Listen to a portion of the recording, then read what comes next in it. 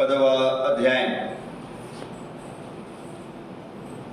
12వ వచనం మనందరం కలిసి చదువుకుందాం. హోషేయ గ్రంథము 10వ అధ్యాయం 12వ వచనం అందరం కలిసి. నీతి ఫలించినట్లు మీరు విత్తనం వేయడి, ప్రేమైన కోత మీరు కోయడి. యెహోవాను వెతుకుటకు ఇదే సమయము గనుక ఆయన ప్రత్యక్షమై మీ మీద నీతి వర్షము కురిపించినట్లు ఇదివరకెన్నడూ దున్నడి బీడు భూమి దున్నడి. దేవుని సహాయం కొరకు చిన్న ప్రార్థన చేసుకుంటాం. మోకరించగలిగినటువంటి వారు మోకరించండి, మోకరించలేని వారు దయతో మీ తలలో చూస్తుండగా ప్రభు పెట్టి మనం చేస్తున్నాం.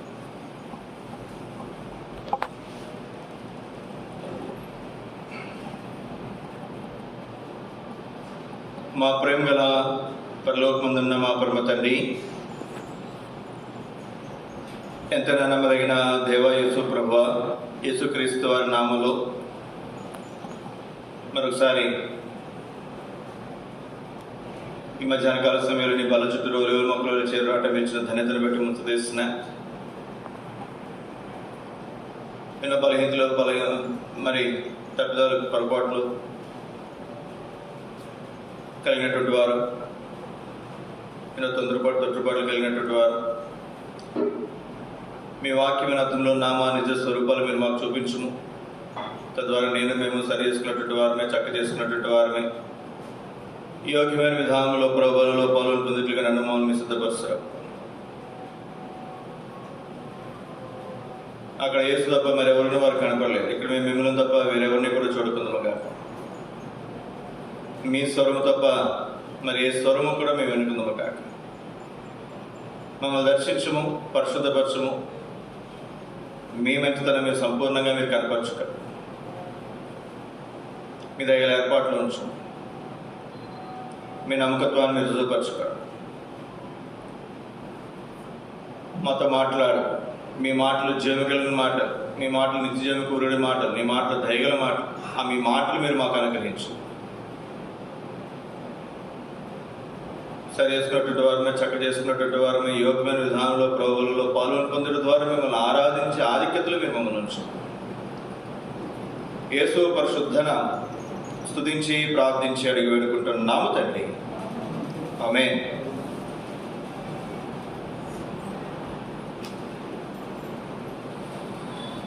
హోషేయ గ్రంథము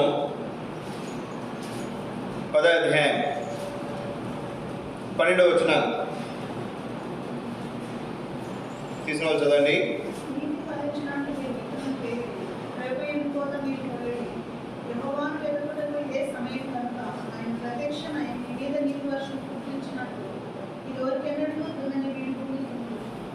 యెహోవాను వెదుకుటకు ఇదే సమయము. ఈరోజు యెహోవాను వెదుకుట అంటే మనం చూస్తున్నాం. వచ్చేవారం దేవుడు అనుమతిస్తే యెహోవాను వెదుకుటకు ఇదే సమయం అనే మాటను మనం ధ్యానం చేయడానికి ప్రయత్నం చేద్దాం. ఇక్కడ యెహోవాను వెదుకుట, యెహోవాను ఎందుకు వెతకాలి, యెహోవాను వెదుకుట వలన వచ్చే లాభం ఏంటి అనేది మనం ఆరాధన ఉత్తమంలో మనం కొన్ని తలంపులు మనం జ్ఞాపకం చేసుకున్నాం. అన్నిటికంటే ప్రాముఖ్యంగా ఆయనే మొదట మనలను వెతికినటువంటి వాడు, వెతుకుతూ ఉన్నటువంటి దేవుడు. ఇంకొక ప్రాముఖ్యమైనటువంటి సంగతి, తప్పిపోయినటువంటి మనల్ని వెతుకుట మాత్రమే కాదు. రండి, యోబు గ్రంథం 10వ అధ్యాయం 7వ వచనం. యోబు గ్రంథం 10వ అధ్యాయం 7వ వచనం. యోబు గ్రంథం 10వ అధ్యాయం 7వ వచనం.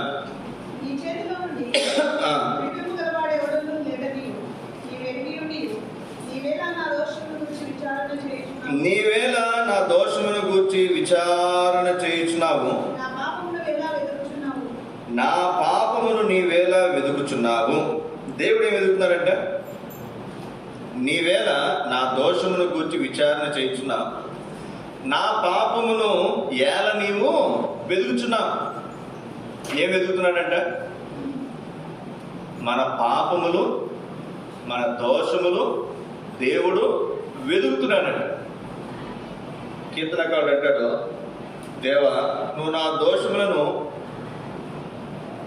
కనుగొంటే నీ ఎదుట ఎవరు నిలగలడు? ఇప్పుడు మనం చూడండి, మీకు అర్థమవడం కోసం చెప్తాను. నేను బండి వేసుకుని వెళ్తున్నా, బ్రేక్ ఇన్స్పెక్టర్ బండి ఆఫ్ చేశాడు. కాగితాలు అన్నీ కరెక్ట్గా ఏం చేస్తాడు చెప్పండి? ఫైన్ రాయాలంటే రాస్తాడు, ఏదో ఒక విధంగా ఫైన్ రాస్తాడు. మిర్రర్ మీద, అద్దం మీద స్టిక్కర్ అంటించలేదనో, అది ఎక్కువ వచ్చిందనో తక్కువ వచ్చిందనో కదండి. అతను ఫైన్ రాయాలనుకుంటే ఏదో రకంగా ఏం చేస్తాడు చెప్పండి? రాస్తాడు. అలాగే దేవుడు మన దగ్గర తప్పులు ఎంచాలనుకుంటే మనం ఎంత జాగ్రత్తగా ఉన్నా సరే తప్పులు ఏం చేయగలరు? ఆయన ఏదో తప్పు ఆయన చూపించగలరు. ఇక్కడ మనం గమనించాల్సినటువంటి మాట, దేవుడు ఏం చేస్తాడంట? నీ నా దోషములు పాపములు వెదుకుచున్నాడు. భార్యాభర్తలు ఒకప్పుడు బాగానే ఉంటారు, ఒకప్పుడు ఏం చేస్తారు చెప్పండి? కోపం వచ్చినప్పుడు భర్త, కోపం వచ్చినప్పుడు భార్య ఏం వెతుకుతారండి? పాత ఎన్ని వెతుకుతారు కదా, పాత ఎన్ని వెతుక్కుంటారు, పాత ఎన్ని తవ్వుకుంటారు. తప్పులు వెతుకుతూ ఉంటాం మనం. నేనైతే పిల్లలు లేదా అక్క దగ్గర కానీ వాళ్ళు చేసిన తప్పు వాళ్ళకి చూపిస్తారు. అప్పుడు కోపం లేదనుకోనండి, కోపం వచ్చినప్పుడు నువ్వు అప్పుడు చేసావంటే వాళ్ళు ఏమంటారు చెప్పండి? నేను చేయలేదంటారు. అందుకే ఏం చేస్తాను నేను? అమ్మ ఇదిగో నువ్వు చేసిన తప్పు అని చూపిస్తాను. చూపిస్తే వాళ్ళు గుర్తుంటుందిగా కదండి. లేకపోతే వాళ్ళు ఏమంటారు?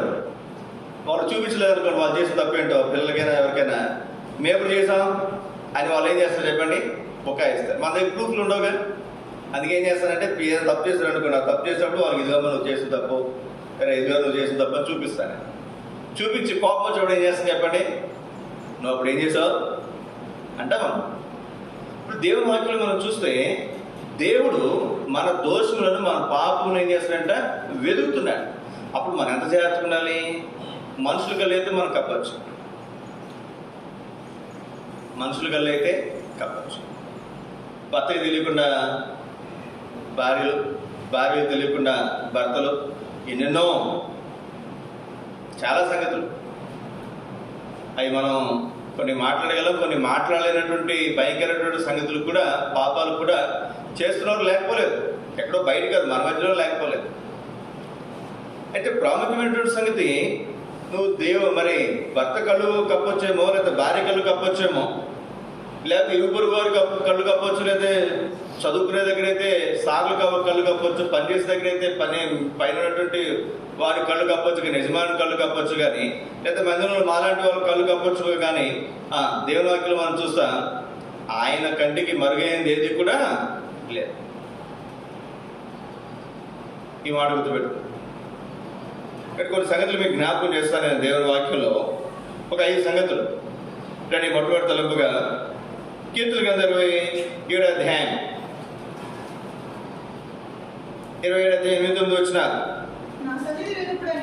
నా సన్నిధిని వెదుకుడి అని నువ్వు సెలవీయగా,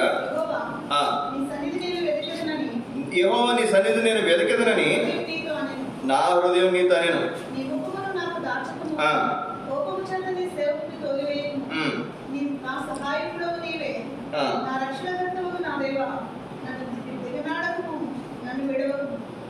నా సన్నిధిని వెదుకుడి అని నీవు సెలవీయగా, ఎవరు వెతకాలంట?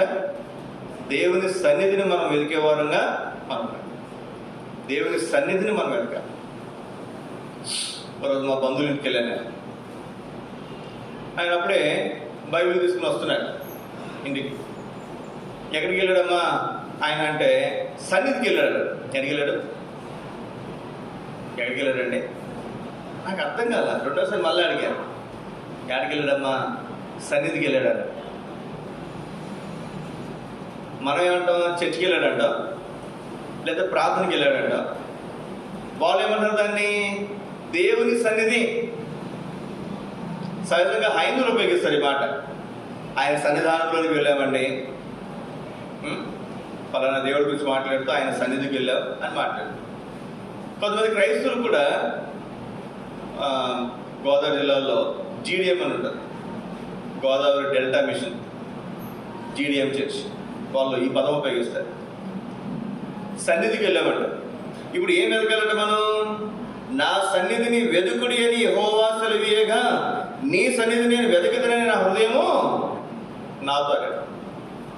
దేవుని సన్నిధిని మనం వెతకాలంట. మనం మోకరించినప్పుడు ఎక్కడైతే ముగ్గురు కూడుకుంటారో అక్కడ వారి మధ్యలో దేవుడు తన సన్నిధి వారి మధ్యలో ఉంచే దేవుడు.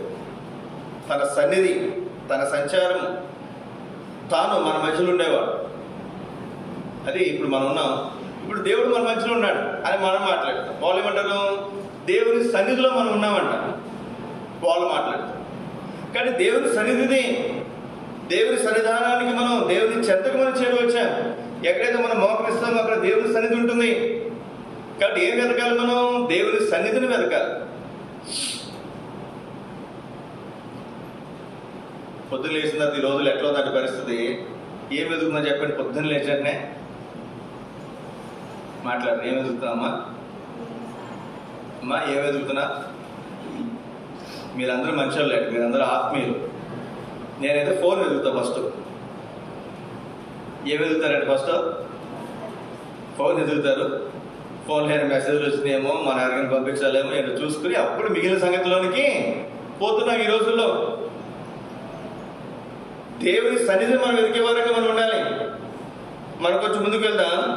కీర్తన గ్రంథం 77 అధ్యాయం, కీర్తన గ్రంథం 77 అధ్యాయము 6వ వచనం.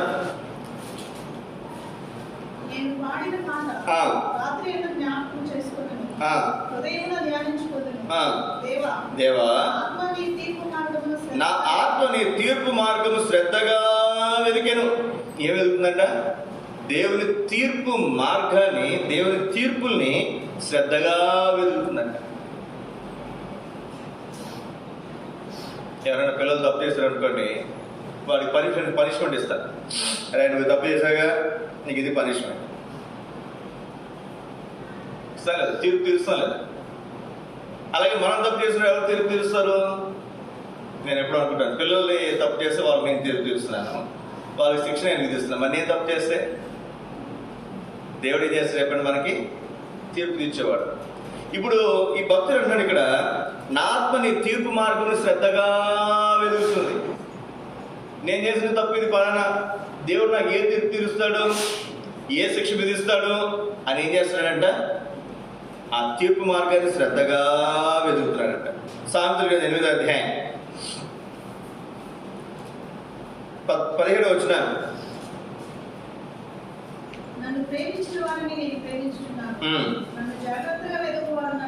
నన్ను జాగ్రత్తగా వెతికితే ఎవరైనా సరే నన్ను కనుగొంటారు. ఎవరన్నారు ఈ మాట? 14వ వచనం.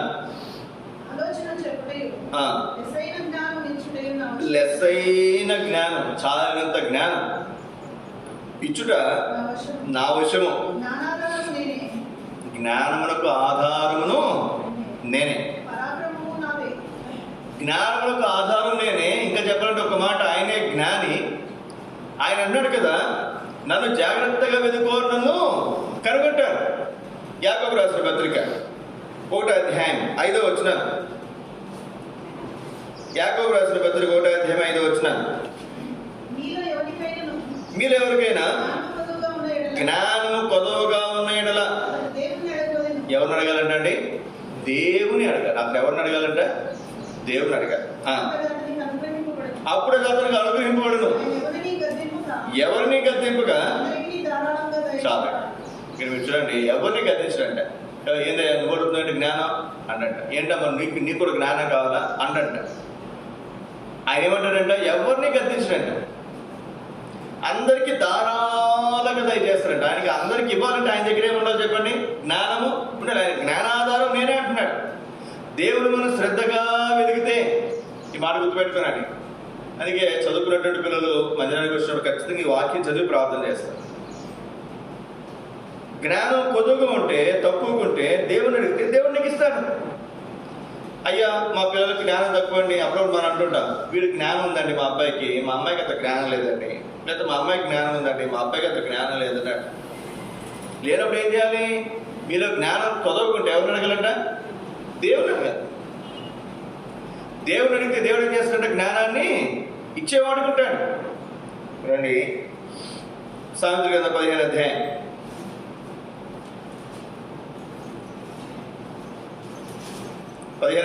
14వ వచనం.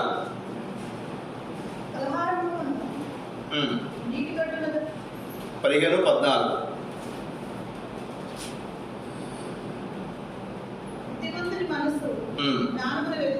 బుద్ధిమంతులు దేని వెతుకుతారంట? జ్ఞానాన్ని వెతుకుతాడు. బుద్ధిహీనులు మూఢత్వాన్ని వెతుకుతారు. మూఢత్వం. బుద్ధిమంతులు జ్ఞానాన్ని వెతుకుతారు. 18వ అధ్యాయం 15వ వచనం.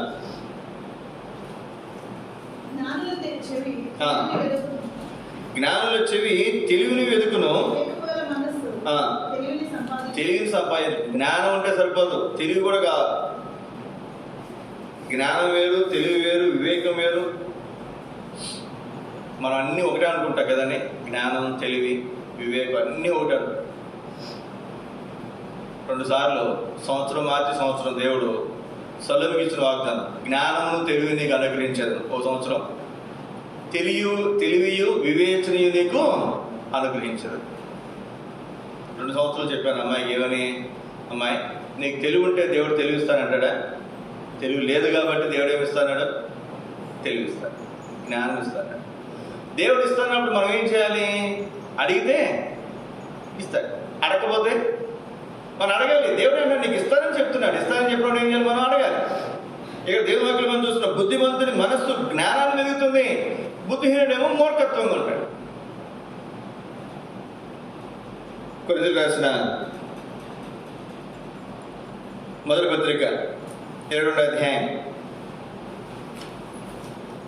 19వ వచనం.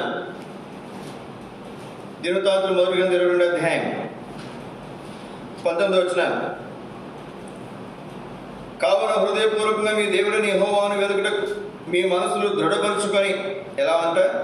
మీ దేవుడిని యెహోవాను వెతుకుటకు మీ మనసులను హృదయపూర్వకంగా వెతకడానికి మీ మనసులు దృఢపరుచుకోవాలి. ఆయన నిబంధన మనసును దేవుని మనసులను దేవునికి ప్రతిష్ఠితమైన ఉపకరణములను ఆయన నామము కొరకు కట్టబడు ఆ మందిరంలోనికి చేర్చుటకై మీరు కూనుకుని దేవుడైన యెహోవా పరిశుద్ధ స్థలమును కట్టండి. దేవుని మందిరాన్ని కట్టడానికి ఏం చేయాలంటే మనస్సు నిలుపుకోవాలి. మీ హృదయములను మీ దేవుడైన యెహోవాను వెతుకుటకు మీ మనసులను దృఢపరిచి దేవుని వెతకటానికి మనసులు ఏం చేయాలంటే దృఢపరచుకోవాలి, స్థిరపరచుకోవాలి. దేవుని మందిరం కట్టడానికి మందసాన్ని తీసుకుని వచ్చి మందసాన్ని అక్కడ పెట్టడానికి మందిరం కావాలి. మందిరం కట్టడానికి ఏం చేయాలంటే మీ మనసులు మీ హృదయాలు దృఢపరచుకోవాలి. ఇల్లు కట్టాలని ఎప్పుడో అనుకుంటా. ఒక రోజు వస్తుంది దృఢంగా. అప్పుడు ఏం చేస్తుంది చెప్పండి? మొదలు పెడతారు. ఇంకప్పుడు ఆగుతామండి. అట్లా దేవుని మందిరం కట్టడానికంట, దేవుని కార్యములు జరిగించడానికి మీ మనసు దృఢపరచుకోనండి. ఇంకొక మాట చూడండి. దినవృత్తాంతముల 2వ గ్రంథం 11వ అధ్యాయం 16వ వచనం.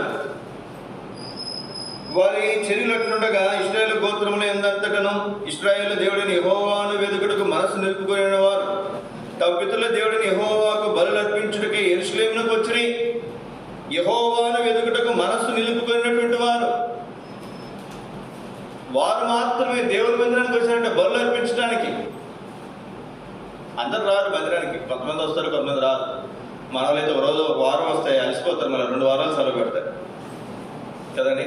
మన వాళ్ళు ఒక వారం వస్తే 2 వారాలు సెలవు పెడతారు. పనికి మాత్రం సెలవు పెట్టి ఒక్కరోజు కూడా సెలవు పెడతామండి. ఒక ఆవిడ బింగనపల్లి నుంచి వచ్చారు. ఒక సంవత్సరం అంతకుముందు మన మందిరం ఉన్నట్టు తెలియదు, సహవాసం ఉన్నట్టు. వాళ్ళు మన సహవాసం తెలిసినటువంటి వారు. వాళ్ళ దగ్గరికి వెళ్ళాం, చెప్పాము మన మందిరం ఇక్కడ ఉంది అని వాళ్ళకి చెప్పాం. ఫస్ట్ సంవత్సరం అసలు ఎంత నమ్మకంగా అంటే మే నెలలో కూడా ఆటో కోసం గంట సేపు ఆ రోడ్డు మీద నిలబడిన సందర్భాలు కూడా ఉన్నాయి. అక్కడ కూడా బింగినపల్లి నుంచి రావాలంటే ఓలపల్లి నుంచి అది ఎక్కువ ఆటోలు ఉంటాయి. బింగినపల్లి నుంచి అంటే చాలా తక్కువ ఉంటాయి ఆటో. అక్కడి నుంచి ఒక్కదే వచ్చేది. ఒక సంవత్సరం వచ్చింది, 2వ సంవత్సరం కూడా వచ్చింది. తర్వాత కరోనా వచ్చింది. 2 సంవత్సరాలు కరోనా వచ్చిన తర్వాత ఆ పక్కన మందిరానికి కొంత మేము కూడా అప్పుడప్పుడు వెళ్ళినప్పుడు చెప్పేవాళ్ళమ్మ, మందిరానికి దూరం రాలేకపోయినా ఏదో ఒక మందిరానికి వెళ్ళండి, మానవద్దు మందిరం మానవద్దు అని చెప్పి. ఇప్పుడు అక్కడ అలవాటు అయిన తర్వాత మళ్ళీ ఇక్కడికి రావాలంటే ఎన్నిసార్లు వెళ్ళు. ఇప్పుడు ఏమైపోతుంది చెప్పనేది, దూరం అయిపోతుంది. నేను ఒక రోజు అడిగానేనమ్మా, ఆవిడ మళ్ళీ డ్యూటీకి ప్రతిరోజు శ్రీకాకుళం వస్తుంది. ఇక్కడే మళ్ళీ ఎంఆర్ ఆఫీస్, ఎండిఓ ఆఫీస్ చూసారు, అక్కడే వాళ్ళ డ్యూటీ. వారానికి 6 రోజులు ఇక్కడికి వస్తుంది ఆవిడ. ఆదివారం మళ్ళీ శ్రీకాకుళం రావాలంటే అన్న ఆటోలు కష్టమైపోతుంది అన్న. మరి మిగిలిన 6 రోజులు ఎట్లా వస్తామమ్మా? అప్పుడు ఆటోలకి వస్తుంది ఆవిడ. 6 రోజులు పనికి రావడానికి ఏమో ఇబ్బంది లేదు, అదే ఊరు అదే ఆటోలు. ఆదివారం రావడానికి మాత్రం ఏమైపోతుంది చెప్పండి, కష్టమే. అట్లా ఒక 6 నెలలు చెప్పాము. అప్పుడప్పుడు వచ్చేదాకా కొన్ని రోజుల తర్వాత ఏమైపోయిందంటే పూర్తిగా ఇంకా అసలు మన సహవాసం మానేసి అక్కడ లోకల్గా వేరే ఒక సహవాసం ఉంటే ఇంత దూరం రాలేక పక్కనే మందిరం, అక్కడికి వెళ్ళిపోతుంది. ఎందుకని చదవండి మాట మళ్ళీ ఒకసారి. 11వ అధ్యాయం 16వ వచనం చివరి మాట మధ్యలో, ఇశ్రాయేలు దేవుడైన యెహోవాను వెదుకుటకు మనస్సు నిలుపుకొనిన వారు తమ పితరుల దేవుడైన యెహోవాకు బలులు అర్పించుటకై యెరూషలేముకు వచ్చినాయి. మనస్సు నిలుపుకొనినటువంటి వారు. అందరు రాలేరండి, అందరు రాలేదు. ప్రతిరోజు ప్రతి వారం ఎందుకు వస్తాయి? ఎవరు రాగలరు? తమ దేవుడిని యెహోవాను వెదుకుటకు మనస్సు నిలుపుకొనినటువంటి వారు మాత్రమే యెరూషలేము దాకా వస్తున్నారంట. మిగిలిన వాళ్ళు ఏమవుతుందో చెప్పండి, అక్కడక్కడ ఎక్కడెక్కడో బలులు అర్పించేస్తారు. యెరూషలేము వరకు రాలేకపోతున్నారు, దేవుని మందిరం వరకు రాలేకపోతున్నారు. మీ సోదర సోదరి, ఈ వర్షాకాల సమయంలో మనం గమనించాల్సినటువంటి సంగతి, మన మనసులో ఏం చేయాలంట? నిలుపుకోవాలి, శ్రద్ధగా వెతకాలంట, హృదయపూర్వకముగా వెతకాలంట, మనసులు దృఢపరుచుకుని వెతకాలంట, మనసులను నిలుపుకొని వెతకాలి. 2 తలుపుగారండి సమూయేలు మొదటి గ్రంథం 2వ అధ్యాయం మన్నించాడు. సమూయేలు మొదటి గ్రంథం 9వ అధ్యాయం 3వ వచనం.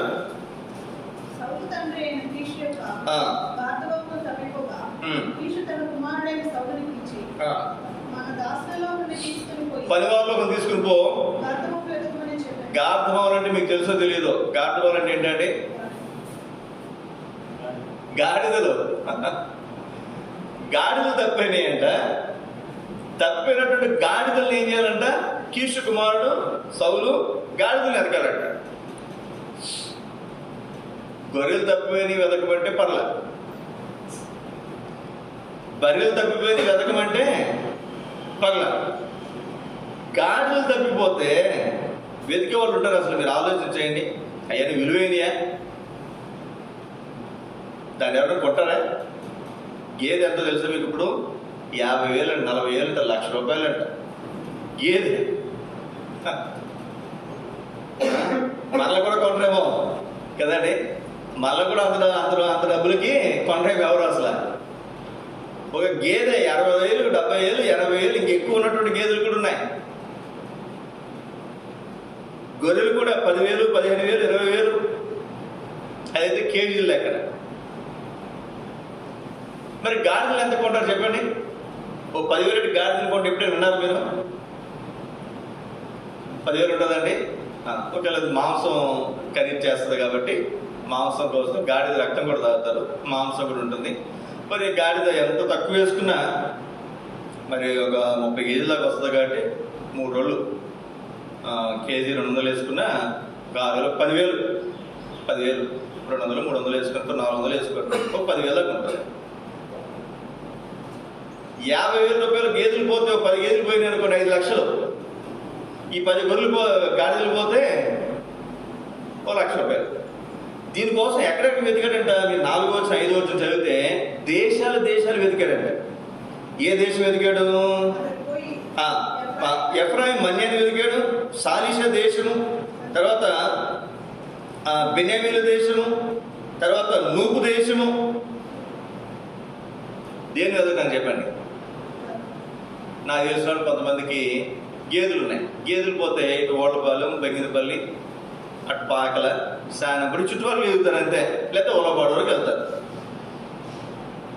మండలం దాటి వెళ్ళరు, చుట్టుపక్కల ఎదుగుతారు అంతే, చుట్టుపక్కల ఊర్లో ఎదుగుతారు. ఈయన ఎక్కడ ఎదిగాడంట? గాడిదలు. దేశాలు పోయి ఎదిగారట. ఎంత ఆశ్చర్యం చూడండి. అంటే ఇప్పుడు ఈ ఊరు ఉంది, ఈ ఊరు మొత్తం ఎదిగేశాడు, మళ్ళీ ఇంకోరు మొత్తం ఎదిగేశాడు, ఇంకోరు మొత్తం ఎదిగేశాడు, ఊర్లన్నీ అయిపోయినాయి, ఆ దేశం అయిపోయింది, మళ్ళీ ఇంకో దేశం వెళ్ళాడు, ఆ దేశంలో ఎదిగేశాడు, ఎఫ్రాయిం మైనానికి వెళ్ళాడు, అక్కడ ఎదిగాడు, నూపు దేశానికి కూడా పోయాడట. ఏట్లు వెతకడానికి చెప్పండి, దేన్ని వెతకడానికండి? విలువ తక్కువైనటువంటి గాడిదలు వెతకడానికి. ఇప్పుడు చదవండి అన్నమాట. సమూయేలు మొదటి గ్రంథం 10వ అధ్యాయం మొదటి వచనం. అప్పుడు సమూయేలు తైలపు బుడ్డి పట్టుకుని సౌలు తల మీద తైలము పోసి అతన్ని ముద్దు పెట్టుకుని, యెహోవా నిన్ను అభిషేకించును, తన స్వాస్థ్యం మీద అధిపతిగా నియమించి ఉన్నాడు. ఎంత అద్భుతమైనటువంటి మాట. దేవుడు సౌలును ఏర్పరచుకోవడానికి, మీరు గుర్తుపెట్టుకునండి, తప్పిపోయినటువంటి గాడిదల కొరకు అప్పుడు అంటాం రే గాడిద అంటారు. ఇంకొంచెం విలువగా తిట్టాలంటే దున్నపోతా అంటారు. సహజంగా ఉపయోగించే పదవి ఏం చెప్పండి? చీప్గా. ఆడు చీప్గా పనికి మాల పనులు చెప్పారు. రే అడ్డగాడిద, రే నిలువు గాడిద, ఫస్ట్ తిట్టేదే గాడిద. అది పనికి మాల, అది దేనికి పనికిరాదు. చాకలుడికి తప్పితే నాకు తెలిసి మనకి ఏ పనులకి అది పనికిరాదు. అర్థమవుతుందండి? అట్లాంటి విలువ తక్కువైనటువంటి గాడిదలు తప్పిపోతే కూడా వాటిని ఏం చేశారంటే ఎంతో శ్రద్ధగా వెతికాడంట. ఎవరు? సౌలు. అట్లాంటి వ్యక్తిని ఇప్పుడు దేవుడు కోరుకున్నాడు. అర్థమవుతుందండి? విలువ తక్కువ దానినే ఇంత జాగ్రత్తగా వెతికాడు అంటే ఇంకా నా ప్రజల్ని ఎంత జాగ్రత్తగా చూస్తాడో. గాడిదలు ఎంత జాగ్రత్తగా వెతికితే గొర్రెలు ఎంత జాగ్రత్తగా కాస్తాడు. మీ జాగ్రత్తగా ఆలోచించేయండి. సౌలుని దేవుడు ఏర్పరచుకున్నాడు, తర్వాత దావీదుని పిలిచాడు. దావీదుని కూడా ఎక్కడగా పిలిచాడు? గొర్రెల కాస్తుడిగా పిలిచాడు. గొర్రెను ఎత్తుకుపోతుంటే ఎలుగుబంటి సింహం వాటి నోట్లోంచి గొర్రె పిల్లలు ఏం చేశాడంట? లాగి వాటిని చంపేశాడంట. అదే ఒక గొర్రె పిల్ల కోసం తన ప్రాణాలు కూడా లెక్క చేయలేదే, నా ప్రజలను కాపాడుతానని చెప్పి దేవుడు దావీదుని ఏర్పరచుకున్నాడు. ఊరికి దేవుడు ఏర్పరచుకోడండి, గుర్తుపెట్టుకున్నాను. ఊరికి ఏర్పరచుకోడు దేవుడు. సౌలుని ఎందుకు ఏర్పరచుకున్నాడంటే సౌలులో ఇంకేమి క్వాలిఫికేషన్ లేవు. ఏమున్నాయండి? ఏమి లేవు. ఏ స్థితిలో ఉండగా ఏర్పరచుకున్నాడు? గాడిదలు వెడుకుంటూ దేశాలు పట్టుకుపోతే ఎవరో చెప్పారు. తన వేడుకొచ్చి ఆలోచన, అయ్యా మనం ఇన్ని దేశాలు తిరిగినప్పుడు మనం తప్పిపోయామో, నాన్న కంగారు పడతాడేమో, మనం ఇంటికి వెళ్దాం అనే స్థాయికి వచ్చేంత వరకు వాళ్ళ దగ్గర డబ్బులన్నీ అయిపోయినాయి. ఖర్చులు కూడా ఇంకా డబ్బులు లేవు. అంతవరకు వెతుకుతూ అంటే ఏమాత్రం శక్తి లోపం లేక వెతుకోవచ్చు. ఇది సౌలుకున్నటువంటి మరి స్వభావం. సౌలు యొక్క స్వభావం సామాన్యుడు కాదు. దేవుడు అంటున్నాడు కదా, ఎట్లాంటి వ్యక్తి అయితే కనుక నా ప్రజలు ఎవరైనా తప్పారనుకో ఏం చేస్తాడు అతను? అని దేవుడు దావీదుని సౌలుని అభిషేకిస్తే ఇప్పుడు ఎవరిని వెతుకుతున్నాడు చూడండి. ఒక మాట మీకు జ్ఞాపకం చేస్తారు. సమూయేలు మొదటి గ్రంథం 26వ అధ్యాయం. తప్పిపోయినటువంటి వారిని వెతకమంటే ఉన్నవారిని తప్పిపోయేలా చేస్తున్నాడు. సమూయేలు మొదటి గ్రంథం 26వ అధ్యాయం మొదటి వచనాలు. అంతటా జీబీయులు గిబియాలో సౌలు వద్దకు వచ్చి, దావీదు యెషీమోను ఎదుట హకీలా మన్యంలో దాగి ఉన్నాడని తెలియజేయగా సౌలు లేచి ఇశ్రాయేల్లో ఏర్పరచబడిన 3000 మందిని తీసుకుని జీపరణ్యములో దావీదును వెతుకుటకు జీపరణ్యమునకు ఎవరు వెళ్ళడానికి పోతారు చెప్పండి? తప్పిపోయిన దావీదుని సమకూర్చడానికి కాదు, భద్రమున్నటువంటి దావీదుని పట్టుకుని చంపటానికి. ఎందుకు దేవుడు గాడిదల్ని పట్టుకోవడానికి వెళ్ళాడు? పట్టుకునే వాటిని చంపుతాడా? తప్పినటువంటి వారిని సమకూర్చడానికి పోయినటువంటి వ్యక్తి ఇప్పుడు విలువైనటువంటి మనిషి దగ్గరికి వచ్చేసరికి ఏం చేస్తాడు చెప్పండి? చంపడానికి పోతున్నాడు. వెతికి చంపుతున్నాడు. ఎంత ఆశ్చర్యం చూడండి. అలా దేవుడు ఎందుకు ఏర్పరుచున్నాడు సౌల్ని? ఏ ఉద్దేశంతో ఏర్పరచుకున్నాడో, ఎందుకోసం ఇదంతా పోయింది. గుర్తుపెట్టుకుందాం. మనం కూడా వెతికి రక్షించాడు. దేవుని మందిరానికి వచ్చారు, దేవుని మందిలో ఉన్నా వచ్చినటువంటి మనము ఉన్నటువంటి వారిని మనం చెదరగొట్టడం కాదు, చెదిరిపోయినటువంటి వారిని సమకూర్చాలి. కొంతమంది ఎట్లా ఉంటారంటే, ఎవరైనా మందిరానికి స్థిరంగా వస్తారంటే వాళ్ళు చెడగొట్టడమే వాళ్ళ పని, ఏదో రకంగా చెడగొట్టారు. ఇప్పుడు మీకు కొంత మరి పలుచగా కనపడుతుంది మందిరం. 6 దినాల్లో ప్రతి ఆదివారం కనీసం ఒక్కడైనా కొత్త వాళ్ళు వచ్చేవారు మందిరానికి. వారం అంతా తిరిగి ఒకళ్ళిద్దరిని సమకూర్చుకుంటే ఏదైనా కొత్త వాళ్ళు వస్తే వాళ్ళ ఇంటికి పోయేవారు కొంతమంది. అదే పని వారి పని. పోయి నా గురించి అడగా చెప్పడమో, ఇంకోటి గురించి అడగా చెప్పడం, ఇంకోటి అడగా చెప్పడం, మొత్తానికి వాళ్ళ మనసులు పొల్యూట్ చేయడం. ఇంకా వాళ్ళు అసలు మందిరానికి రమ్మని వచ్చేవారు కాదు. వాళ్ళు సమకూర్చుకోవడం, ఒక వ్యక్తిని సమకూర్చుకోవడానికి 2-3 నెలలు 2-3 సంవత్సరాలు పడితే రమ్మంటే వచ్చేస్తారండి మందిరానికి. మీరు వెళ్ళండి, ఒకరిని తీసుకురండి మందిరానికి, ఒక వ్యక్తిని మందిరానికి తీసుకురండి, మీకు అర్థమవుతుంది ఆ శ్రమ ఏంటో, ప్రయాసం ఏంటో. మేమే వాళ్ళని నెలలో సంవత్సరాల్లో ప్రయాసపడి తీసుకొస్తే వాళ్ళ ఇంటికి పోయి కూర్చుని వాళ్ళ మనసును పాడు చేశారు. ఎన్నో విషయాలు. ఇక్కడ దావీదు దాక్కుంటే పాపం అతన్ని చంపడానికి పోతున్నాడు. ఇంకా చూడండి, ఇక్కడ 20 వచ్చిన అంటాడు కదా దావీదు, దేని వెళ్తున్నాడంట, నా దేశములకు దూరముగాను యెహోవా సన్నిధికి ఎడవగాను నేను మరణం నొందకపోదును గాక. ఒకడు పర్వతం మీద కౌసు పెట్టును తరిగినట్టు ఇశ్రాయేలు రాజులైన నీవు మిన్నల్ని వెతుకుటకే బయలుదేరి వచ్చింది. దేని వెతకడానికి వచ్చాడంట, గాడిదను వెతికినటువంటి వాడు ఇప్పుడు మిన్నల్ని అని తెలుసా, చిన్న పురుగు, చిన్నది మిన్నల్లి. గాడిద ఎంత ఉంటుందో చెప్పండి, ఎంత పెద్ద గాడిదని వెతకడానికి వచ్చినటువంటి వాడు ఇప్పుడు అతని స్థాయి ఏమైపోయింది చెప్పండి. దావీదు అంటాడు కదా, అయ్యా కౌసు పెట్టును తరిగినట్టు తరుగుతున్నాయా, నువ్వు మిన్నల్ని తరిగినట్టు తరుగు. భ్రష్టుడు అయిపోయాడు సౌలు. మీ సోదరి ఈ మాట మనం గమనించే వారంగా ఉందా. ఇంకొక మాట మీకు జ్ఞాపకం చేస్తాను నేను తరగడం గురించి. సమూయేలు 2వ గ్రంథం 17వ అధ్యాయం. సమూయేలు 2వ గ్రంథం 17వ అధ్యాయము మొదటి 3 వచనాలు.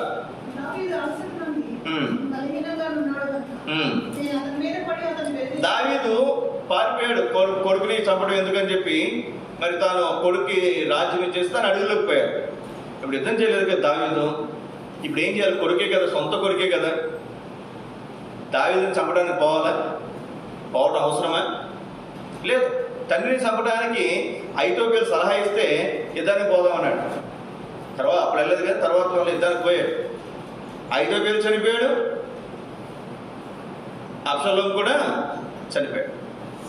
ఇక్కడ ఒక ప్రాముఖ్యమైనటువంటి సంగతి, దేవుని అభిషేకం పొందినటువంటి వాడు దావీదు ఎవరు చెప్పండి? దేవుని అభిషేకం పొందినటువంటి వాడు. అబ్షాలోము పొందాడా? పొందలా. ఇప్పుడు మీరు చదవాలి.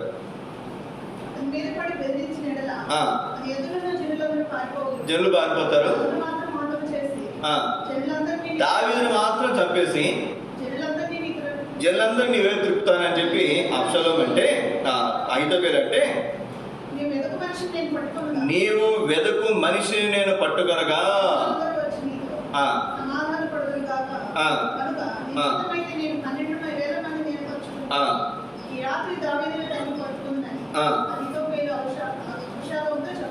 అహీతోపెలు అబ్షాలోము చెప్పాడు, అయ్యా 12,000 మంది తీసుకుపోతాను నేను, పోయి ఏం చేస్తాను నేను, ఈ రాత్రే పట్టేసుకుంటాను.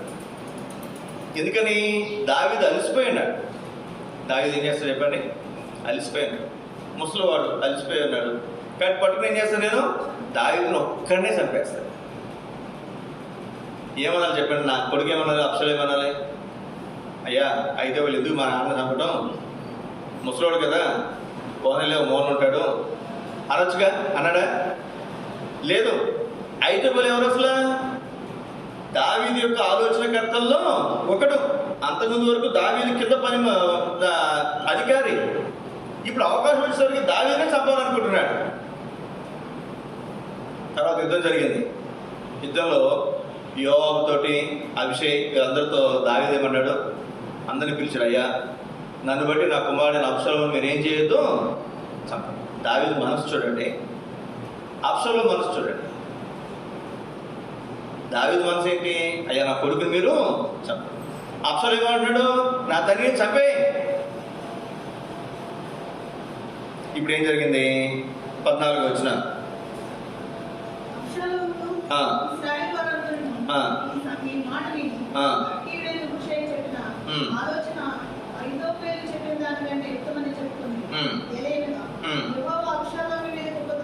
అబ్షాలోము మీదకి యెహోవా ఉపద్రవం రప్పింపగలందులకై అహీతోఫెలు చెప్పిన యుక్తిగల ఆలోచన ఎవరు వ్యర్థం చేయాలనుకున్నాడు చెప్పండి? దేవుడే వ్యర్థం చేయాలనుకున్నాడు. దేవుని అభిషేకం పొందినటువంటి వారి మీదకి పోతే దేవుడు ఊరుకుంటాడా? మీరు కండక్టరు, బస్ కండక్టర్ అనుకోనండి, తప్పు అతనే అనుకుందాం, అతనే తిట్టాడో కొట్టాడో అనుకుందాం. నువ్వు ఎదురు తిరిగి కొట్టు. ముందు కొట్టింది కండక్టర్ అయినా సరే, వాడు 4 దెబ్బలు కొట్టినా 3 దెబ్బ కొట్టినా ఎవరు జైలు పెడతారు చెప్పండి? మనల్నే పెడతారు. ఎందుకని? అతను డ్యూటీలో ఉన్నాడు, ఆన్ డ్యూటీ. మరి దేవుని అభిషేకం పొందినటువంటి వారు మేమన్నా దేవుని సేవకులు, మేము ఆన్ డ్యూటీలో ఉన్నాం. 24 గంటలు మేము దేవుని సేవలో ఉంటాం. తొందరపడి దేవుని సేవకులు విరోధంగా లేవకూడదు. దేవునికి అప్పగిస్తే దేవుడు చూసుకుంటాడు. ఇక్కడ దేవుని అభిషేకం పొందినటువంటి దావీదు మీదకి పోయాడు. అబ్షాలోముకి దేవుడు ఏం చేయాలనుకున్నాడంటే ఉపద్రవం రప్పించాలనుకున్నాడు. అబ్షాలోము చనిపోయాడు, అహీతోఫెలు కూడా చనిపోయాడు. దావీదుకి ఏం కాదు, మరలా అతను వచ్చి తన సింహాసనం మీద తాను కూర్చున్నాడు. ఇక్కడ మనం గమనించాల్సినటువంటి ప్రాముఖ్యమైన సంగతి, దేన్ని వెతకాలో అది మనం గ్రహించుకోవాలి. సౌలుకేమో రాజ్యం ఇస్తే ఎవరిని వెతుకుతున్నారు చెప్పండి? దావీదుని వెతుకుతున్నాడు. తప్పిపోయినట్టు వెతకడం కాదు, మంచివాడిని తీసుకుని పోయి చంపడానికి వెతుకుతున్నాడు. అబ్షాలోముకి రాజ్యం వచ్చింది, కొడుక్కి, దావీదు కొడుకే. తర్వాత రాజ్యం పరిపాలన చేసుకోవచ్చుగా, దావీదు యుద్ధానికి వస్తాడా? నిజంగా అబ్షాలోము గారికి యుద్ధానికి వెళ్ళుండకపోతే దావీదు ఎప్పటికి యుద్ధానికి వచ్చేవాడు కాదు. ఎక్కడ అడవిలో ఉండేవాడు, అక్కడితో తన కథ ముగించేసేవాడు. దేవుడు సింహాసనం ఇస్తే దాని మీద కూర్చోకుండా ఏం చేసి చెప్పాడు? దావీదు మీద పోయి ప్రాణాలు పోగొట్టు. 3వ తలం పేరండి, దేవుని ఎప్పుడు వెతకాలి? కీర్తనకారుడు అంటారు కదా, 63వ కీర్తన 1వ వచనం. కీర్తన 63 1వ వచనం.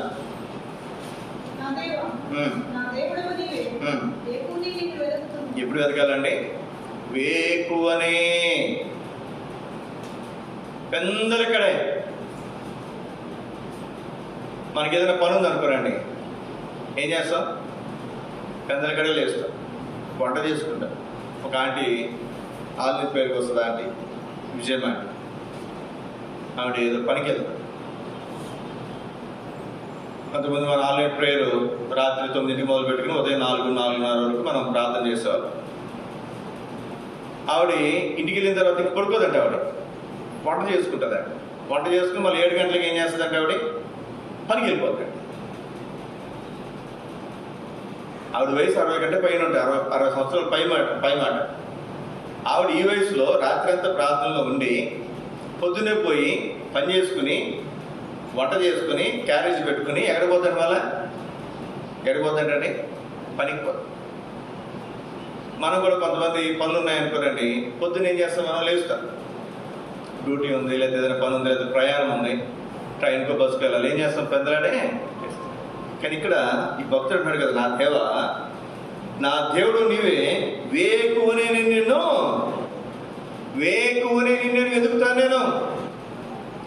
చెప్పడం చాలా సులభం, కానీ చాలా శ్రేష్టమైనటువంటి మాట. మీకు ఒక అతను తనిఖీల భరణి మీకు తెలిసి ఉంటుంది. అతను సినిమాలో ఒక కమెడియన్గా లేకపోతే విలన్గా నటించినటువంటి వ్యక్తి. ఒక రోజున అతను ఒక మాట చెప్తూ నేను విన్నాను. అతను మిడిల్ క్లాస్లోకి వచ్చాడంటే, మిడిల్ క్లాస్. మనం ఏం పెద్ద అయినా సాధించాలేంట్లే, మనం ఏం సాధిస్తాం పెద్ద అని చెప్పి అని తను ఏం చేస్తూ 7ంటికి 7:30కో 8ంటికి లేచేవాడంట. ఏదో తన చేయగల పనులు తను చేసుకునేవాడు, తన మరి సంగతులు తను ముందుకు వెళ్ళేవాడు. ఒక రోజున ఒక ఆయన ఏదో చెప్తుంటే విన్నాడంట, నువ్వు 6 గంటల లోపు కనుక నువ్వు లేవటం నీకు అలవాటు కాకపోతే నువ్వు జీవితంలో ఏది సాధించలేవు. ఏదైనా గొప్ప సంగతి సాధించిన వాళ్ళని కనుక నువ్వు చూస్తే వాళ్ళందరూ కూడా 6 గంటల కంటే ముందు లేచినటువంటి వాళ్ళే అన్నారు. నువ్వు జీవితంలో ఏదైనా సాధించాలంటే 6 గంటల కంటే ముందు లేచి ఆ పనో లేకపోతే ఆ సంగతిలో నువ్వు మునిగి తేలితే, చదువుకునే స్టూడెంట్ అనుకో ఉదయమే 6 గంటల ముందే లేచి 5 గంటలకు 4 గంటలకు లేచి కొంతమంది చదువుతారు చాలా చక్కగా కష్టపడి, పనులు చేసేవారైనా బాధ్యతలు ఉన్నటువంటి వారైనా వాళ్ళే ఏదైనా సాధిస్తారండి. ఈ మధ్యన ఇంకో ఆయన అన్నాడు, అంబానీ గురించి మాట్లాడుతూ, ముఖేష్ అంబానీ, ఆయన ఎప్పుడు డ్యూటీ మొదలెడతారో తెలుసా మీకు అన్నాడు. ఆయన 6:30 స్టార్ట్ చేస్తాడు అతను డ్యూటీ. ఎన్నింటికండి అతను వర్క్ 6:30 స్టార్ట్ చేస్తారండి అతను. మనం ఆ స్థాయిలో ఉంటే మనం ఏమన్నా చెప్పండి 7:00, 8:00, 9:00 వాళ్ళు లేస్తాం, మనం హాయిగా లేచి మనకు బోర్డు ఉంది కదా అనుకుంటాం. మన దేశంలోనే బాగా కోటేశ్వరుడు ఎవరు? ముఖేష్ అంబానీ. ఉదయం 6:30 గంటలకు డ్యూటీ ఎక్కుతారంట. వ్యాపారాలు స్టార్ట్ చేసుకుంటాడంట. రాత్రి 12 వరకు వర్క్ చేస్తాడంట. రాత్రి 12 వరకు. సోదరి వేకునే మనం ఎవరిని వెతకాలి? దేవుని సన్నిధిని. అలాగని చెప్పి మీరు గంటలు కూర్చోమని చెప్పట్లా. ఒక పావు గంట లేదా ఒక అరగంట దేవుని కోసం కేటాయించి వ్యక్తిగతంగా బైబిల్ చదువుకున్నాడు, ప్రార్థన చేసుకున్నాడు. ఒక పావు గంట బైబిల్ చదువుకున్నాడు, కుటుంబ ప్రార్థన చేసుకున్నాడు. ఒక పావు గంట మీరు వ్యక్తిగతంగా బైబిల్ చదువు ప్రార్థన చేసుకున్నాడు. ఒక అరగంటలో పూర్తి చేసుకోవచ్చు. సాయంత్రం ఎక్కువ సమయం ఉంటుంది కదా, ఒక అరగంట గంట సేపు దేవునికి ఇవ్వండి. ఉదయం మాత్రం ఒక అరగంట సేపు దేవునికి కేటాయించండి. వేకునే 69వ కీర్తన 32వ వచనం.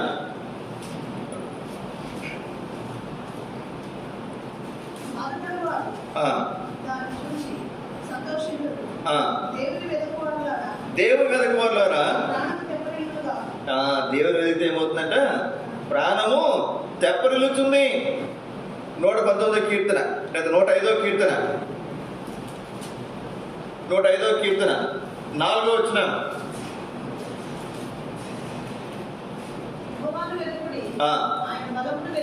ఆయన బలాన్ని వెతకాలంట. ఆయన సన్నిధి నిత్యము మనం వెతికేవారు కూడా. 119వ కీర్తన 45వ వచనం. 119వ కీర్తన 45వ వచనం. దేని వెతుకుతాడంట? నీ ఉపదేశములను ఏ వెతకాలంటే దేవుని వెతకాలి, ఆయన సన్నిధిని వెతకాలి. తర్వాత ఆయన ఉపదేశములు, దేవుని వాక్యాన్ని మనం వెతకాలి. దేవుని వాక్యాన్ని మనము వెతికే వారంగా మనం ఉండాలి. మీ సోదరి ఈ మధ్యాహ్నకాల సమయంలో దేన్ని వెతుకుతున్నాం? మనం దేవుని వాక్యాన్ని వెతుకుతున్నామా? దేవుని సన్నిధిని మనం వెతుకుతున్నామా? వేకునే వెతుకుతున్నామా? సరే, మనం పరీక్షించుకుంటాం. 4వ తరగతి 45 అధ్యాయం 5వ వచనం. 45 అధ్యాయం 5వ వచనం.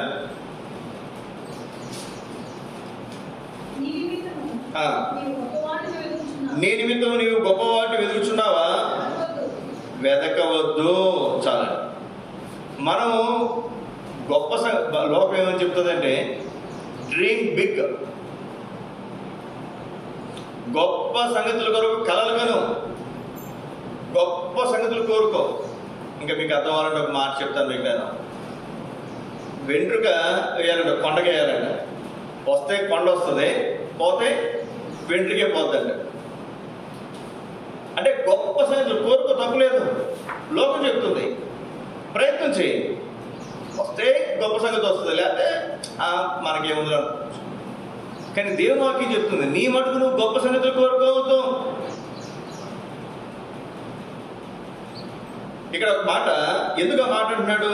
ఆదికాండం 6వ అధ్యాయం 12వ వచనం మనం చూస్తే, ఎందుకు మనం గొప్ప సంగతులు కోరుకోకూడదు? సొలొమోను మాట అంటాడు 6వ అధ్యాయం 12వ వచనం. భూలోకం చెడిపోయినది, భూమి మీద సమస్త శరీరులు. భూలోకం చెడిపోయింది, సమస్త శరీరులు తమ మార్గంలో చెరిపేసుకున్నారు. మనం గొప్ప సంగతులు కోరుకోకూడదు. ఉదాహరణకి మీరు ఆలోచన చేయండి, నీ దగ్గర గొప్ప సంగతులు కోరుకున్నావు, ఒక 10 కేజీలు బంగారు ఇంట్లో దాచుకున్నావు అనుకో, నిద్రపడద్దా? ఏమండి? 1 కోటి రూపాయలు ఇంట్లో దాచుకున్నావు, నిద్రపడద్దు అసలు? ఏమండి? ఒక ఆయన కంట 5 కోట్లు కౌన్ బరేగా కరోడు బదులు 5 కోట్లు వచ్చినాయి. 5 కోట్లు ట్యాక్సులు పోను 3.5 కోట్లు ఎంతో అతనికి చేతికి వచ్చినాయి ఊరుకునే. అందులో పార్టిసిపేట్ చేశాడు. ఆ ప్రోగ్రాంలో 3.5 కోట్లు చేతిలో వచ్చింది. ఒక ఇల్లు కొనుక్కున్నాడు. తర్వాత ఎప్పుడైతే డబ్బులు వచ్చినాయి అనే సంగతి అందరూ తెలిసిందో ఒక్కొక్కరు ఫోన్ చేయడం మొదలు పెట్టారు. అరే నాకు ఇబ్బంది, నాకు 1,00,000 వేరే, నాకు 10,000 నాకు 2 లక్షల వేరే అంటే కోట్లు వచ్చినాయి కదా. 100 మంది 100 లక్షలు అయితే ఎన్ని పోతుంది చెప్పండి? ₹1,00,00,000 పోతుంది. అట్లా కొన్ని రోజులకి ఇతను ఇవ్వకపోయేసరికి శత్రువు అయిపోతారంట. వాళ్ళందరూ ఇతను ఏమైపోతారు చెప్పండి? శత్రువులు అయిపోతారు. ఇంటికి రావడం కూడా మానేసాడు కొన్ని రోజులు. కొంతమంది ఏమో ఆ ప్రోగ్రామ్ ఈ ప్రోగ్రామ్ ఆహ్వానించి అతని చేత రిబ్బన్ కత్తిరించి ఏదైనా గిఫ్ట్ ఇవ్వమంటే మళ్ళీ 10,000, 20,000, 50,000 వాళ్ళకి ఇస్తూ చివరికి ఉన్న డబ్బులన్నీ కూడా చాలా వరకు ఖర్చు చేస్తాడు. తర్వాత సినిమాలో లేదా ఇంకోటి ఏదో సినిమా తీశాడంట, ఇంకోటి ఏదో చేశాడు. డబ్బులు ఉన్నాయి కదా, అవి వ్యాపారాలు చేశాడంట. మొత్తం పోయింది. కొన్ని రోజులు అయిన తర్వాత భార్య చెప్పిందంట, నువ్వు ఇట్లా మరి దాన్ని అట్లా పాడు చేయొద్దు, నువ్వు ఇట్లా చేస్తున్నా నీతో ఉండడంటే కూడా వినలేదంట. భార్య కూడా వదిలేసి వెళ్ళిపోయిందంట. అత్తరి పుట్టింటికి వెళ్ళిపోయింది. తర్వాత ఉన్న డబ్బులన్నీ పోయాయి. అంతకుముందు 15,000 రూపాయల జీతం ఉద్యోగం చేసేవాడంట. ఇప్పుడు ఆ ఉద్యోగం కూడా మానేసాడు. తర్వాత కొన్ని రోజులకి మొత్తం ఉన్న డబ్బులన్నీ పోయిన తర్వాత మళ్ళీ బుద్ధి తెచ్చుకొని మళ్ళీ తన ఉద్యోగం తాను చేసుకుంటూ ఇప్పుడు మళ్ళీ మారిన తర్వాత తన భార్య దగ్గరికి పోయి తన భార్యను తెచ్చుకుని ఇప్పుడు మళ్ళీ మొదట్లో ఏ స్థితిలో ఉన్నాడో మరి ఇప్పుడు అదే స్థితిలో తను కొనసాగుతాడు. అతను కొనుక్కున్న ఒక ఇల్లు ఒక్కటి మిగిలిందండి. అతను ఎన్ని కోట్లకి? 3.5 కోట్లు. మనం అనుకుంటాం నాకు ఈ డబ్బులు లేవు, నాకు అవి లేవు, అవి వస్తే నేను అలా చేస్తాను, అవి ఇస్తే ఇలా చేస్తాను అనుకుంటాం. కానీ ఒక్కసారి వచ్చి పడ్డాయి అనుకోనండి, ఏం చేయాలో మనకు అర్థం కాదు. జ్ఞాపకం పెట్టుకుందాం ప్రియ సోదర సోదరి, పౌలు విషయమే అక్కడ అగ్రిప్ప రాజు అంటాడు, అగ్రిప్ప అంటాడు, పౌలా నీకు అధిక జ్ఞానం వలన వెరి పెట్టింది. ఏం పెట్టిందంట? అధిక జ్ఞానం వల్ల వెరి పెట్టింది.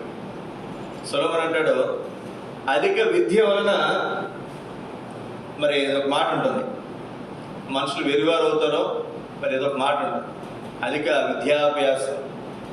అది కూడా వ్యర్థమే అంటాడు, అధిక విద్యాభ్యాసం. కాబట్టి మధ్యాహ్నకాల సమయంలో మనం గమనించాల్సినటువంటి సంగతి, గొప్ప వాటిని వెతకవద్దు. దేవుడిస్తే అర్థమవుతుందండి, దేవుడిస్తే తీసుకురా. మనం కోరుకోకూడదు. నేను అన్నాను ఇప్పుడు నాకు సీఎంఓ పిఎంఓ అవ్వాలంటే ఇస్తారా దేవుడు? చెప్పండి, ఇస్తాడా? ఎవడు మనకి ఏదో అవసరమో అది మనం కోరుకుంటే మనకి ఇవ్వాల్సిన ఏదో దేవుడు ఇస్తాడు. మనకి ఏదో అవసరమో దేవుడు ఇస్తాడు. ఆమోసు గ్రంథం 5వ అధ్యాయం 13వ వచనం. ఆమోసు గ్రంథము 5వ అధ్యాయము 13వ వచనం. ఇది చెడు కాలము. ఏ కాలం అంటండి? ఇది చెడు కాలం. చెడు కాలంలో ఏం చేయాలి? చెడు కాలంలో బుద్ధిమంతులు ఏం చేస్తాడంట? ఓరకనే ఉంటాడంట. ఇది చెడు కాలం. డబ్బులునే వ్యాపారం చేద్దాం అనుకున్నాం, దేవుడి మాట ఇచ్చాడు అనుకున్నాం, ఏం చేయాలి? ఆ టైంలో కామ్గా కూర్చోవాలి, ఏం చేయకూడదు, కామ్గా కూర్చోవాలి. దేవుడిది చెడు కాలము అని చెప్పినప్పుడు కూడా బుద్ధిమంతుడు ఓరకనే ఉంటాడు అని చెప్పినప్పుడు కూడా నువ్వు ఆవేశపడేది వ్యాపారాలు పెట్టుబడి పెట్టావనుకో ఏం కలుగుతుంది? మనకి నష్టం కలిగే అవకాశం. ఇంకొంచెం మనం ముందుకు వెళ్దాం. 14వ వచనం. మీరు బ్రతుకున్నట్లు దేని వెతకాలంట? కీడును విడిచి మేలును వెతకాలి. మేలును వెతకాలి. కొలసీలకు రాసిన పత్రిక 3వ అధ్యాయం. కొలసీలకు రాసిన పత్రిక 3వ అధ్యాయం 1వ వచనం. మీరు క్రీస్తుతో కూడా లేపబడిన వారైతే పైనున్న వాటిని వెతుకుడి. అక్కడ దేవుడు క్రీస్తు దేవుని కుడిపార్శ్వమందు కూర్చుని ఉన్నాడు. మనం దేని వెతకాలి? పైనున్న వాటిని వెతకాలి. మీ నిమిత్తం మీరు గొప్ప వాటిని వెతకద్దు. ఈ లోకంలో ఎంత గొప్ప సంగతులున్నా ఒక రోజున గొప్ప సంగతులు ఏం చేయాలి? మనం విడిచిపెట్టి పోవాల్సి. అది ఏం వెతకాలంట? పైనున్న వాటిని వెతకండి. మీరు డబ్బులు దాచుకోవాలి. ఎక్కడ దాచుకోనండి? బ్యాంకులు దాచుకోకూడదు. ఎక్కడ దాచుకోవాలి? పరలోకంలో దాచుకోవాలి. చాలామంది చాలా కష్టపడతారు, సంపాదిస్తారు, భార్య కొరకు, పిల్లల కొరకు, మనవల కొరకు, మనవల కొరకు సిద్ధపరుస్తారు. మంచిదే, బాగుంది. ఏమంటారు వాళ్ళు చెప్పండి? కొంతమంది అయితే నాకు తెలిసి ఒక ఆయన ₹1,00,00,000 ఇన్సూరెన్స్ చేస్తాడు. ఎంతండి? ₹1,00,00,000. ఎందుకండి ₹1,00,00,000 ఇన్సూరెన్స్? ఎంత కట్టాలంటే సంవత్సరానికి? నెలకి 25,000 ఎంత కట్టాలి? నెలకి 25,000 ఎంత కట్టాలి? ఏది ఇన్సూరెన్సే? ఎందుకు నెలకి 25,000 ఇన్సూరెన్స్ కడతాడు అతను? ఎందుకంటే అంత కడుతున్నారు? ఎందుకు వేస్ట్ కదా? ₹25,000 అంటే నెలకి 25,000 కడుతున్నారంటే, నాకు ఏదైనా అయితే నా భార్యకి, నా పిల్లలకి ₹1,00,00,000 వస్తాయండి. ఏమొస్తాయి? నేను ఒక అడుగు ముందుకు చెప్తున్నాను. నేను నాకు ఏదైతే అన్నాడు అతను, ఆయనకి ఏదైతే ఆయన ఎక్కడ పోతాడు? రెండే దారులు, ఒకటి స్వర్గం, రెండోది నరకం. మన భాషలో పరలోకం, నరకం. నరకం కామన్, అందరూ మనం పిలిచే పదం, అందరూ నరకం అంటారు. మామూలు వాళ్ళేమో స్వర్గం అంటారు, మనమేమో పరలోకం అంటారు. పరలోకం అంతే. సరే, ఇప్పుడు పాపం చేసినటువంటి ఎక్కడికి పోతాడు? నరకానికి పోతాడు. పాపాలు క్షమించబడినటువంటి వాడు, యేసుక్రీస్తు రక్తంలో తమ పాపాలు కడుపుకున్నటువంటి వాడు నరకం తప్పించుకుంటాడు, స్వర్గానికి వెళ్తాడు. ఇది మనం చెప్పే సంగతి. ఆ స్వర్గానికి, ఆ పరలోక రాజ్యానికి వెళ్ళినప్పుడు ఇక్కడ ఏ విధంగా అయితే మనం కష్టపడితే, కష్టపడినోడికి ఏమో ఏముండదు, కష్టపడినోడికి ఒక చిన్న ఇల్లు ఉంటుంది, బాగా కష్టపడినోడికి ఒక బిల్డింగ్ ఉంటుంది, ఇంకా బాగా కష్టపడినటువంటి వాడికి ఒక భవంతి, చక్కటి భవంతి, చాలా ఆస్తుపాస్తులు ఉంటాయి. ఈ లోకంలో సుఖంగా సౌఖ్యంగా ఉంటాడు. మరి ఈ లోకం విడిచిపెట్టిన తర్వాత స్వర్గానికి మనం వెళ్ళాం, అక్కడ కూడా మనం ఉండాలిగా.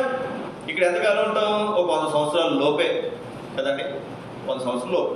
మరి అక్కడ ఎంతకాలం ఉంటాం? స్వర్గంలో యుగాలు ఉంటాయి. యుగం అంటే 1000 సంవత్సరాలు, వేల సంవత్సరాలు అక్కడే ఉంటాం. ఇంకా దానికి అంతం లేదు.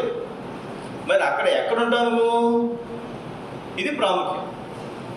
నువ్వు దేవుని కొరకు ఏదో మామూలుగా ఆచార మందిరానికి వస్తూ పోతూ ఉన్నావు అనుకో, ఏదో గురిసేస్తాడు, ఒక మూలం చిన్న గది, ఒక గది ఇస్తాను. నేను మీకు అలవాటు కోసం చెప్తున్నా.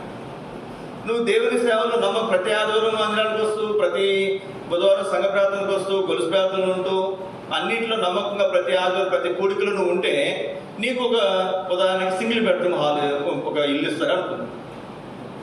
నువ్వు ప్రతిరోజు ఉదయం రాత్రి బైబిల్ చదువుకుంటూ, ప్రార్థన చేసుకుంటూ, మరి కుటుంబ ప్రార్థన చేసుకుంటూ నమ్మకం ఉన్నావు అనుకో, డబుల్ బెడ్రూమ్ ఇల్లు ఇచ్చారు అనుకుంటా.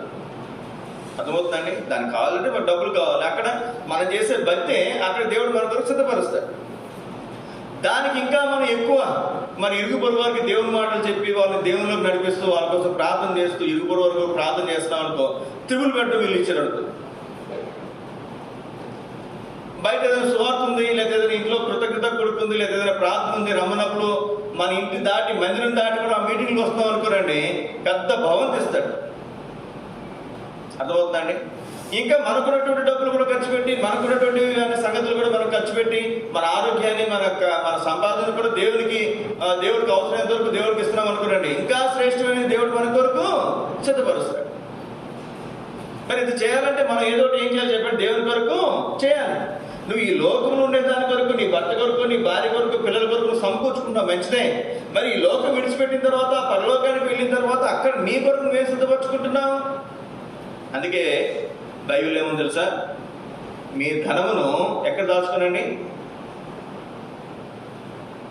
చెప్పరు, మీకు తెలియదా? పరలోకంలో దాచుకోవాలి. నేను ఒకసారి ఒక ఆయనకి చెప్తూ వచ్చాను, పిల్లల కోసం, చదువుల కోసం ఎంతో కష్టపడుతున్నాడు ఆయన. ఎన్నో లక్షలు ఖర్చు పెట్టి చదివించాడు.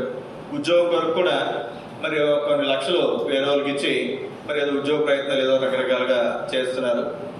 వాళ్ళు చేయాల్సిన ప్రయత్నాలను చేస్తుంటే కొంతమంది ఏం చేస్తారు చెప్పండి? పొలాలు కొంటారు, కొంతమంది స్థలాలు కొంటారు, పెట్టుబడి పెడతారు.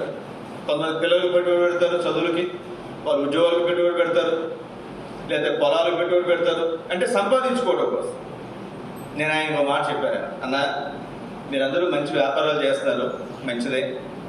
నేను కూడా వ్యాపారం చేస్తున్నాను. ఏం చేస్తాను? నేను కూడా వ్యాపారం చేస్తాను. మీరేమో పొలాల మీదో, స్థలాల మీదో, పిల్లల మీదో పెట్టుబడి పెడుతున్నారు. నేను మందిరంలో పెట్టుబడి పెడతాను. నేను ఎక్కడ పెట్టుబడి పెడుతున్నా? మందిరంలో పెట్టుబడి పెడతాను. సరే, మాకు దేవుడు కొంత డబ్బులు ఇస్తే అందులో దక్షిణ భాగం ఒక 7 లక్షలు దేవుని మందిరానికి ఇచ్చేసి సందర్భం వచ్చింది కానీ చెప్తాను. చాలామంది తెలుసు. 7 లక్షలు ఎక్కడైనా పెట్టుకోవచ్చుగా. ఒక స్థలం కొంటే ఈ పాటికి 7-14 లక్షలు అవుతుందిగా.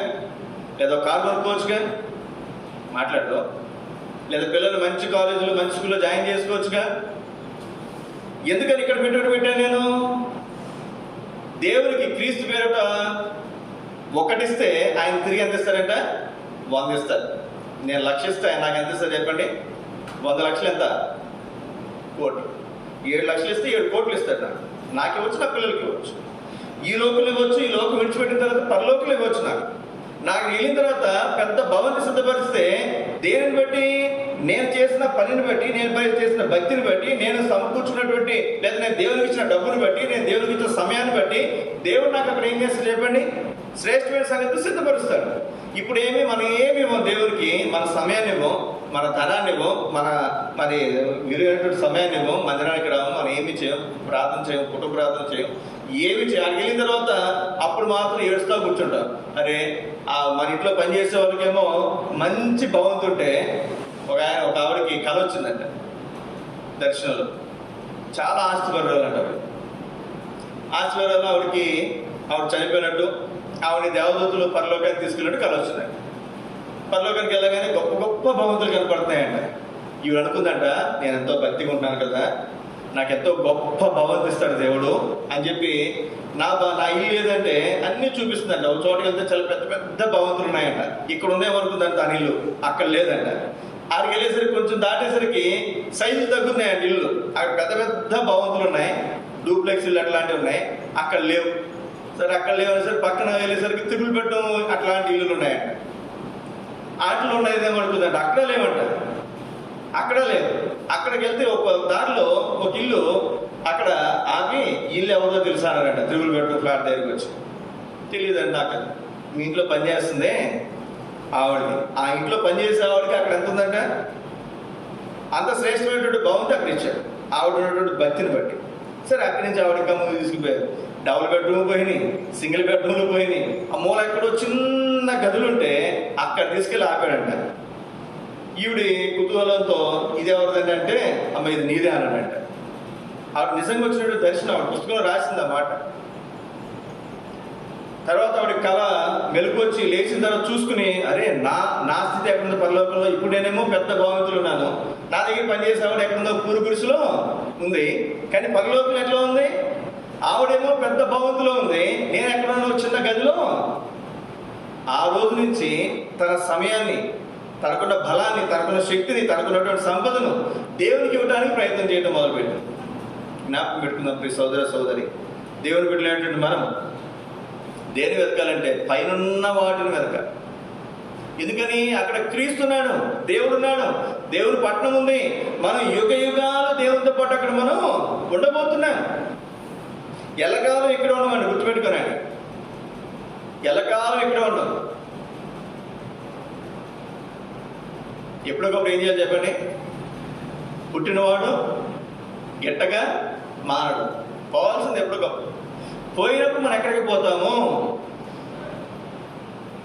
పోయినప్పుడు ఎక్కడికి పోతాం? నా దగ్గరికి ఎవరిని వచ్చి నన్ను ఒకసారి ఏమని చెప్పారంటే, నేను జాబ్ చేస్తున్నప్పుడు, ఇప్పుడు కాదండి, అన్న ఎల్ఐసి పాలసీలు కట్టించవచ్చు కదా నువ్వు కూడాను, మీకు తెలిసిన వాళ్ళు చర్చిలో లేకపోతే అక్కడెక్కడ ఉంటారు కదా, వాళ్ళతో చెప్పి పాలసీలు కట్టించవచ్చు కదా అంటే, ఏం చెప్పాలి బ్రదర్, నేను వాళ్ళ ఇంటికి వెళ్ళాను. వాళ్ళు ఏమన్నారంటే, అయ్యా మీరు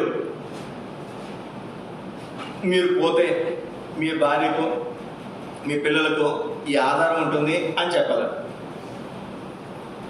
నేను ఒక మాట కలిపి, అయ్యా నేను దీన్ని అట్లా చెప్పను అన్న, లేకపోతే అమ్మ నువ్వు పోతే పరలోకంలో నీకు ఒక ఆధారం కావాలంటే నువ్వు వేసేని నమ్ము. ఎల్ఐసి పాలసీ కట్టుకోమ్మా, నీ పిల్లలకి నీ భర్తకి నీ భార్యకి ఆధారం ఉంటుందని చెప్పే బదులు అదేది ఇంటింటికి పోయి నేను, అమ్మా నువ్వు ఈ లోకం విడిచిపెడితే నరకానికి పోతావమ్మా, నరకం తప్పించుకో, స్వర్గానికి వెళ్ళు, దేవుని నమ్ముకో అని చెప్పడం మంచిది కదా, అవునా కదా? నువ్వు చనిపోయిన తర్వాత నీ భర్త, నీ భార్య, నీ పిల్లలు వారి గురించి కాదు, ముందు నీ గురించి ఆలోచించు. ఈ లోకాన్ని నేను విడిచిపెడితే ఎక్కడికి పోతాను? నేను నరకం తప్పించుకోవాలంటే యేసుక్రీస్తునందు విశ్వాసం ఉండాలి, ఆయన రక్తంలో మన పాపాలు కడుక్కోవాలి. మరి మరి యుద్ధం, కురుక్షేత్ర యుద్ధంలో శ్రీకృష్ణ పరమాత్ముడు మరి రథాన్ని నడుపుతుంటాడు. అర్జునుడు మరి అక్కడ యుద్ధం చేస్తుంటాడు. యుద్ధానికి వెళ్ళే ముందు శ్రీకృష్ణ పరమాత్ముడు కనుక ఆయన అడుగుతాడు, పరమాత్మ ఒక యుద్ధంలో కనుక నాకు ఏదైనా జరిగితే నన్ను నువ్వేంటి నీలో కలుపుకో అంటే శ్రీకృష్ణ పరమాత్మ ఏమంటాడు చెప్పండి? నేను ఈ జన్మలో ఎన్నో పాపాలు చేశాను. ఏమంటాడు ఆయన? నేను ఎన్నో తప్పులు చేశాను ఈ జన్మలో. ఈ సోదరి గుర్తుపెట్టుకో, యేసుక్రీస్తు వారు మాత్రమే మనల్ని నరకని తప్పించగలిగినటువంటి వాడు. పున్నామి నరకని తప్పించేది ఎవడంటే కుమారుడు. ఎవరి కుమారుడు? మన కడుపును పుట్టినటువంటి వాడు. మన తలకొరు పెడితే కాదు, మన కడుపు పుట్టినవాడు మన తలకొరు పెట్టినా పెట్టకపోయినా. ఇప్పుడు మన కరోనా వచ్చింది, తలకొరు పెట్టారా? ఎవరిని పెట్టారండి? ఎటు పోయాడు ఎక్కడ పోయాడు కూడా తెలియదు. ఇంకా కొన్ని ఆశ్చర్యకరమైన సంగతులు తెలుసా? వాడి కరోనా వచ్చా రాకపోయినా అవయవాలు దొంగతనం చేసేవారంట. చచ్చిపోయినటువంటి వాళ్ళ దగ్గర కిడ్నీలు అవి ఇవి అంతంత భయంకరమైనటువంటి సంగతులు. ఎందుకని? చూసే పరిస్థితి లేదు కదా. ఎవరు తలకొరు పెట్టలేదు, వాళ్ళందరూ నరకానికి పోయారా? తలకొరు పెడితేనే స్వర్గానికి వెళ్తారా? పున్నామి నరకం తప్పించాలంటే ఏం చేయాలి? కొడుకు తలకొరు పెట్టాలి. ఇది వాళ్ళు చెప్పారు నాన్నడు. మరి ఎవరికి తలకొరు పెట్టలేదే? ఏ కుమారుడు? మన కట్టును పుట్టిన కుమారుడు కాదండి మనల్ని నరకం తప్పించేది. ఓం బ్రహ్మపుత్రాయ నమః. బ్రహ్మపుత్రుడు అంటే సృష్టికర్త, బ్రహ్మ అంటే సృష్టికర్త, సృష్టికర్త కుమారుడు ఆయన యేసుక్రీస్తు వారు. ఆయన కుం ప్లస్ హరుడు, కుమారుడు. కుం అంటే పాపము, హరుడు అంటే హరించేవాడు. మన పాపములను హరించేవాడు కుమారుడు ఆయన యేసుక్రీస్తు వారు. ఆయన ఏం చేస్తాడు? మన పాపాలు క్షమించగలడు. దానికోసం ఏం చేయాలి? సర్వపాప పరిహారం, రక్త ప్రోక్షణ అవశ్యం, తద్రక్తం పుణ్యదాన బలియాగం. పుణ్యాత్ములు దానంగా రక్తం చిందిస్తే ఆ పుణ్య రక్తం మన పాపాలు కడిగేస్తుంది. ఎవరు నీ కొరకు ప్రాణం పెట్టింది? ఎవరు లేరు.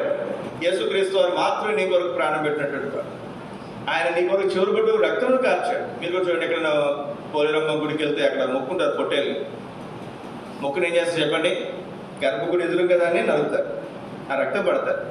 ఆ రక్తం గర్భగుడిలో తీసుకుపోతారు, చల్లుతారు. అమ్మాయి ఇదిగో రక్తం మా పాపాలు క్షమించు. పొట్టేలు రక్తం మన పాపాలు తీసేయలేదు, మనకంటే తక్కువ జంతువు. మనిషి రక్తం కూడా మన పాపాలు తీసేయలేదు, అందులో కూడా పాపం ఉంది. మానవాతీతుడు, పరిశుద్ధుడు, దేవుడు యేసుక్రీస్తు ఈ లోకానికి వచ్చి మన కొరకు ప్రాణం పెట్టాడు, రక్తం కార్చాడు. ఆ రక్తంలో మన పాపలకు క్షమాపణ. ఈ సోదరి ఈ మధ్యాహ్న కాల సమయంలో ఇంకెవరైనా యేసుక్రీస్తు నందు విశ్వాసం ఉంచుండకపోతే ఇదే మిక్కిలి అనుకూల సమయం. నేను రక్షణ దినం పైన వాటిని మనం వెతుకుతాముగా. చివరితలకు ఒక మాట మీకు జ్ఞాపకం చేసి ముగిస్తాను నేను. రండి, మత్తయి సువార్త 12వ అధ్యాయం 43వ వచనం, 44వ వచనం. మత్తయి సువార్త 12, 43, 44. అపవిత్రాత్మ మనుషులు వదిలిపోయిన తర్వాత అది విశ్రాంతి వెతుకుచు నీరు లేని చోట్ల తిరుగుచుండాను. విశ్రాంతి దొరకనందున నేను వదిలి వచ్చిన నా ఇంటికి తిరిగి వెళుదననుకుని వచ్చి అది ఆ ఇంట ఎవరినూ లేక అది ఊడ్చి అమర్చిండు చూచి వెళ్ళి తనకంటే చెడ్డమైన మరి 7 దెయ్యములను వెంట పెట్టుకుని వచ్చును. అవి దానిలో ప్రవేశించి అక్కడనే కాకుండాను. అందుచేత మనుషుని కడపడి స్థితి మొదటి స్థితి కంటే చెడ్డగును. అలాగే దుష్టతరం వారికి సంభవించిన ఆయన. ఒక అపవిత్రాత్మ, ఒక చెడు అలవాటు అనుకుందాం. చెడు అలవాటు, ఒక అలవాటు కలిగినటువంటి వాడు మందిరానికి వచ్చాడు. ఆ అలవాటు అతని నుంచి వదిలిపోయింది.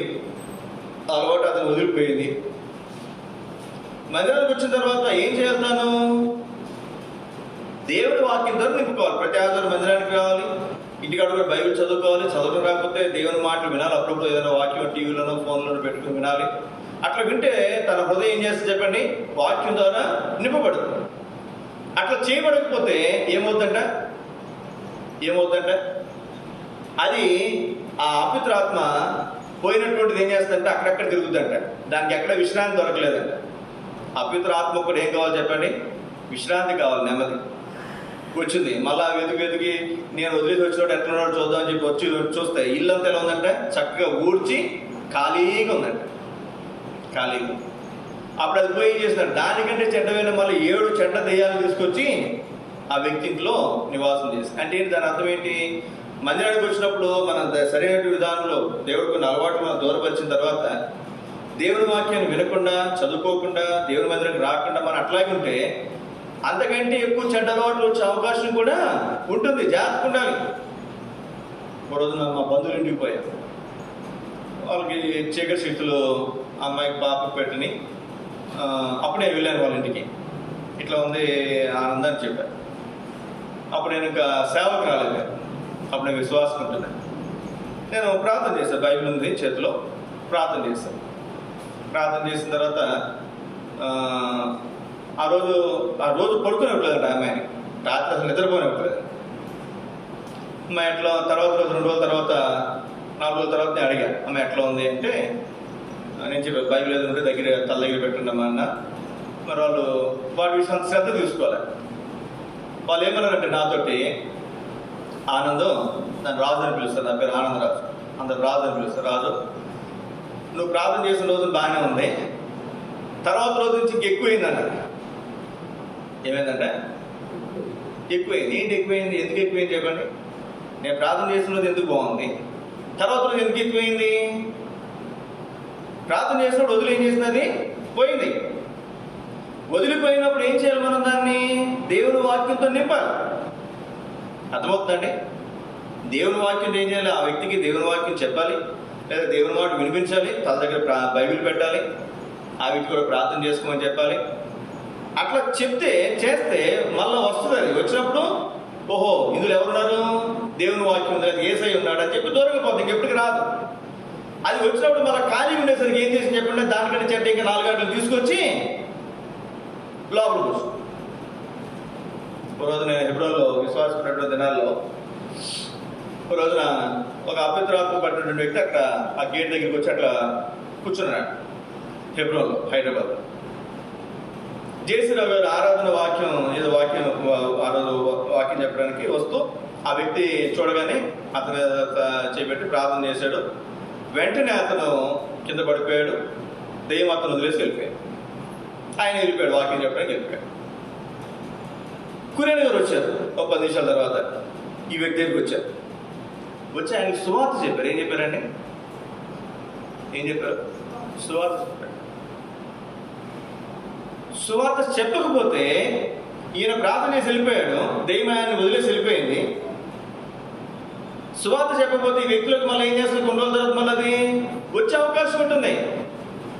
ఎప్పుడైతే సువార్త చెప్పాడో ఇతడు కనుక నిజంగా దేవునికి తన హృదయాన్ని ఇస్తే మళ్ళీ ఇంకెప్పటికీ ఆ ఆత్మ వదిలిపోయినట్టు ఆత్మ తిరిగి రా.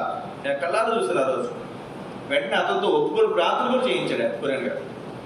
మనం ఏమనుకుంటాం, ఆయన ప్రార్థన చేసినాక మనం ఎందుకు లేకపోయి చెప్తాం అనుకుంటాం. మనం ఏం చేయాలి? ఒకళ్ళు నేను ప్రార్థన చేసిన తర్వాత ఎవరైనా తెలిసినటువంటి వాళ్ళు ఏం చేయాలి? వచ్చి దేవుని మాట చెప్పి వాళ్ళు ఏం చేయాలి? మనం దేవుని వాక్యంతో నింపాలి.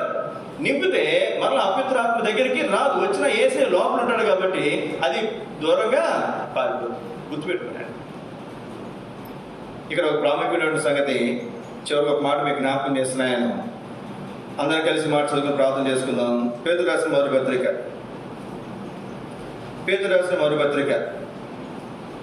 5వ అధ్యాయం 8వ వచనం. పేతురు రాసిన మొదటి పత్రిక 5వ అధ్యాయం 8వ వచనం. అందరూ కలిసి, నిపుణమైన బుద్ధి గలవారే మెలకువగుండుడి, మీ విరోధమైన అపవాది గర్జించిన సింహంలో ఎవరు మిరుగుదనా అని వెదకుచూ తిరుగుచున్నాడు. శత్రువు సాతాను ఎలా తిరుగుతాడంట? ఎవరిని మిరుగుదామా. నేను ఎవరు చెప్తారు? ఒక ఆయన సింహం కానీ పులి కానీ వారానికి ఒక 20 గేదెలు తింటుందంట మాంసం. ఎన్ని గేదెలండి? వారానికి ఒక 20 గేదెలు తింటుందంట. రోజుకి యావరేజ్ మీద 3 కేజీలు. ఇప్పుడు ఒకవేళ ఈరోజు 20 కేజీలు తినేసింది అనుకో, ఇంకా వారం సరిపడి ఉంటుందంట. దానికి మళ్ళీ ఆటాడుదంట. అది పక్క నుంచి జంతువు పైన ఏం చేయదంట, మళ్ళీ ఒకసారి ఆటాడుతారు. లేకపోతే వాళ్ళు ఆటాడింది అనుకోండి, 10 కేజీలు ఈరోజు తిందనుకోండి మాంసం, మళ్ళీ రేపు వచ్చి ఇంకో 10 కేజీలు తింటుందంట. ఈ వారం చాలదంట. అది లోకంలో ఉన్నటువంటి సింహం లేదా పులి. ఇక్కడ ఒక పులి ఉంది, సింహం ఉంది. ఎవరిది? గర్జించు సింహంలో ఎదుగుతున్న సాతానిది, అపవాది. ఇదేం చేస్తుంది? ఎవరు మిరుగుదునా అని వెదుగుతూ తిరుగులాడుతుందంట. దీనికి ఏం అనవసరం. బైబిల్ ఉందన్నమాట. పాతాళము నోరు తెరుచుకుందంట, అని తెలుసుకుందంట. ఎంతమంది వచ్చినా దానికి మింగేస్తుంది పాతాళం. అర్థమవుతుందండి? అలాగే గర్జించు సింహం వల్ల ఎవరు మిరుగుదనా అని వెదుగుచూ తిరుగులాడుతుంది.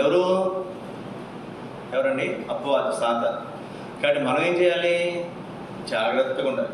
అజాగ్రత్తగా ఉందాం అనుకోనండి, ఏం చేస్తుంది? వచ్చి మనల్ని మింగేస్తుంది. మనకు బాగా తెలుసు, 3 ఆవులు ఉన్నాయి, అవి కలిసి చూడండి. చిన్నప్పుడు కథ విన్నాం కదా మనం. 3 ఆవులు వచ్చినప్పుడు సింహం దాని మీదకి వస్తే ఏం చేసి చెప్పండి? 3 కలిసి ఎదిరించి. ఇప్పుడు ఏం చేసి జిత్తులు మరి నక్క వచ్చింది. నక్క వచ్చి నేను సలహా ఇస్తాను, ఆ ప్రకారం చేయి. ఎందుకని? సింహం ఆటాడి తినేసి వెళ్ళిపోయిన తర్వాత మిగిలింది ఎవరు తినొచ్చు? నక్క తినొచ్చు. పోయి ఈ 3 ఏం చేసింది చెప్పండి? గొడవ పెట్టేస్తుంది. 2 చోట ఉన్నాయి, ఒకటేమో 3 చోట్ల ఉన్నాయి. 3 గొడవలు పెట్టేస్తుంది. జిత్తులు మరి నక్క అంటారు దాన్ని. అందుకే 3 చోట్ల ఉన్నాయి. ఇప్పుడు ఏం చేసింది? సింహం దానికి పోయి దెబ్బలాడి దాని మీద దాన్ని దాడి చేస్తుంది. 2 ఏమంటున్నాయి? నన్ను అట్లా అందగమన్నా దానికి అట్లాగే తిరగదు, దానికి అట్లా జరగదు, అందుకే నన్ను అంటదా, నా జోలికి వస్తుందా అని చెప్పి సంతోషించింది. కానీ పోయి ఏం చేయలేదు చెప్పండి, దానికి సహాయం చేయాలి. ఇప్పుడు ఆ సింహం దాన్ని చంపేసి తినేసింది. ఒక 6 రోజులు 10 రోజులు అయిపోయింది. మళ్ళీ తర్వాత వచ్చి ఇంకో దాని మీద పడింది. అప్పుడు పడింది పోలా. చివరికి ఎక్కడికి వచ్చింది చెప్పండి? దీని మీదకి వచ్చింది. దీనికి ఒక్కటే కాబట్టి ఏం చేస్తుంది? ఏం చేయాలి?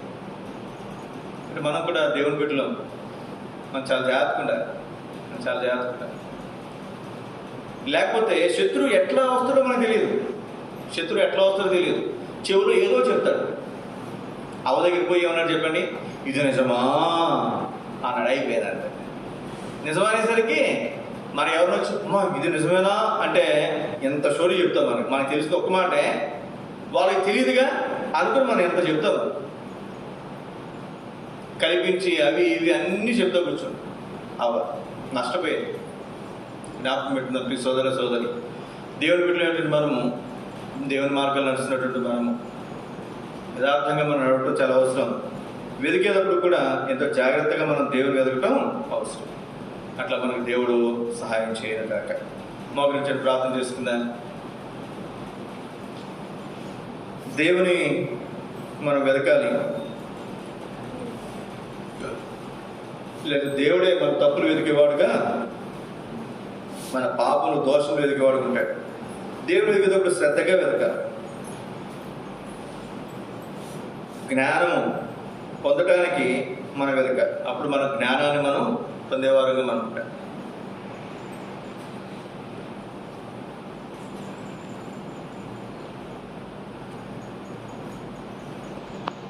సౌలు గాడిదలు కూడా ఎంత నమ్మకం ఎదిగాడు కదా.